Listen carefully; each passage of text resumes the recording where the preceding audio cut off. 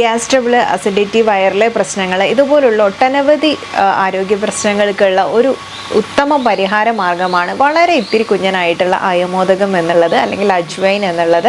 ജീരകം പോലെ തന്നെ വളരെ ചെറിയൊരു വിത്താണ്.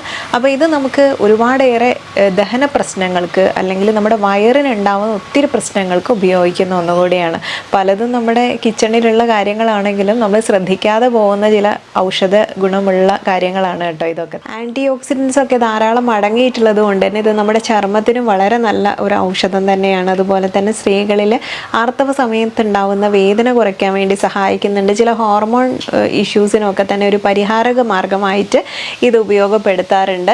അതുപോലെ നമ്മുടെ ശരീരത്തിലെ ടോക്സിൻസിനെ പുറന്തള്ളപ്പെടാൻ വേണ്ടി സഹായിക്കുന്നുണ്ട്. ആയുർവേദ മരുന്നിലെ ഒരു പ്രധാന ചേരുവയാണ് കേട്ടോ ഇത്. നമ്മൾ വയറ് സംബന്ധമായ ചില അസുഖങ്ങൾക്കൊക്കെയുള്ള മരുന്നുകളിലൊക്കെ പ്രധാന ചേരുവയായിട്ട് ഉപയോഗിക്കുന്നുണ്ട്.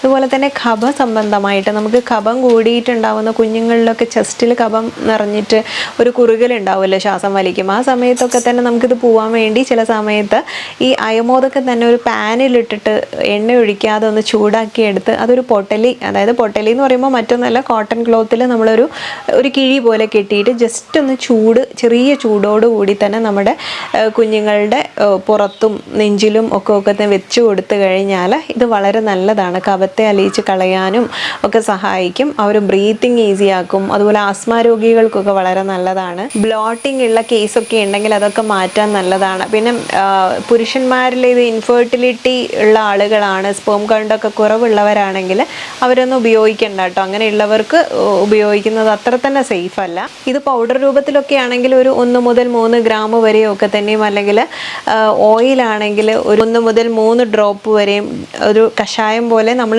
ഡിക്കോക്ഷൻ വെച്ചിട്ട് തിളപ്പിച്ച് കുടിക്കുന്നൊക്കെ ആണെങ്കിൽ ഒരു 15 മുതൽ 30 മില്ലി വരെയൊക്കെ തന്നെ നമുക്ക് ഒരു ദിവസത്തിൽ ഉപയോഗപ്പെടുത്താൻ പറ്റും.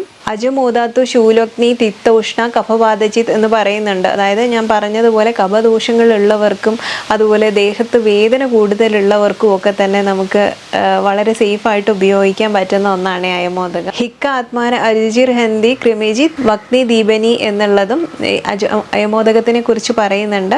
അതായത് നമ്മുടെ വയറിനകത്ത് ചിലക്ക് ഭക്ഷണത്തിനോടൊക്കെ ഒരു വിരക്തി ഉണ്ടാവും, ഒന്നിനും ടേസ്റ്റ് ഇല്ല എന്നുള്ള തോന്നൽ, അതൊക്കെ മാറ്റാൻ വേണ്ടിയിട്ടൊക്കെ വളരെ ഹെൽപ്ഫുൾ ആയിട്ടുള്ളതാണ്. അതുപോലെ അഗ്നിദീപ്തി ഉണ്ടാക്കാൻ, നമുക്ക് വിശപ്പിൻ്റെ പ്രശ്നങ്ങളൊക്കെ, വിശപ്പില്ലായ്മയൊക്കെ ഉണ്ടാവുമല്ലോ, അങ്ങനെയുള്ള കേസൊക്കെ മാറ്റാൻ വേണ്ടിയിട്ട് അത് ഉപയോഗപ്പെടുത്താം. ഒരു 10 ഗ്രാം അയമോദകമാണ് നമ്മൾ എടുക്കുന്നതെന്നുണ്ടെങ്കിൽ ഒരു 40 മില്ലി വെള്ളത്തിലിട്ട് തിളപ്പിച്ചിട്ട് നമുക്ക് ഉപയോഗപ്പെടുത്താൻ പറ്റും.